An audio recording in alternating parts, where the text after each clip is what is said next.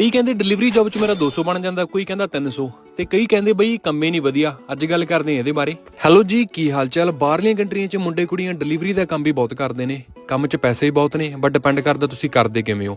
ਇਹ ਕੰਮ ਲਈ ਤੁਹਾਨੂੰ ਗੱਡੀ ਚਾਹੀਦੀ ਹੈ, ਇੱਕ ਨਾਰਮਲ ਫੋਨ ਜਿਹਦੇ ਤੇ ਆ ਸਾਰੀਆਂ ਐਪਲੀਕੇਸ਼ਨਾਂ ਚੱਲਦੀਆਂ ਹੋਣ। ਹਰ ਕੰਟਰੀ ਦੇ ਵਿੱਚ ਐਪਲੀਕੇਸ਼ਨਾਂ ਵੱਖਰੀਆਂ ਹੋ ਸਕਦੀਆਂ। ਬਾਕੀ ਕਹਾਣੀ ਹੈ ਕਾਰ ਦੀ। ਜੇ ਤੁਹਾਡੀ ਕਾਰ ਦੀ ਮਾਈਲੇਜ ਵਧੀਆ ਤਾਂ ਤੁਸੀਂ ਵਧੀਆ ਪੈਸੇ ਕਮਾ ਸਕਦੇ ਹੋ। ਦੂਜਾ ਤੁਹਾਨੂੰ ਦੇਖਣਾ ਪੈਂਦਾ ਤੁਹਾਡੀ ਸਿਟੀ ਦੇ ਵਿੱਚ ਕਿਹੜੀ ਐਪਲੀਕੇਸ਼ਨ ਜ਼ਿਆਦਾ ਬਿਜ਼ੀ ਆ, ਉਹਦੇ ਬਿਜ਼ੀ ਏਰੀਆ ਦੇ ਵਿੱਚ ਜਾਣਾ ਪੈਂਦਾ।